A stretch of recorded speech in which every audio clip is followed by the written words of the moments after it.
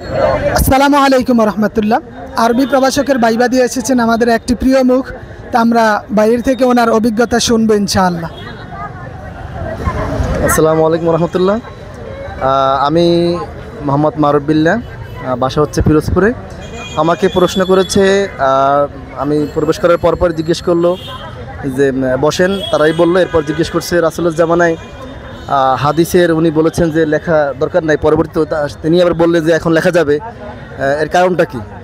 এরপর বলছে ইহদিনা সিরাতাল মুস্তাকিম, এর অর্থ কী হবে এটাও বললাম।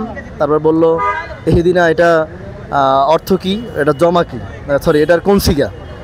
এরপর বলল যে এটার মাসদারটা কী হবে, সেটা আমি বলেছি। এরপর বলেছে যে তা আপনি অনার্স মাস্টার শেষ করেছেন বিশ্ববিদ্যালয় থেকে, আপনি বলেন যে আমি অনার্স মাস্টার শেষ করেছি, এটার আরবি কী হবে, আমি সেটাই বলেছি।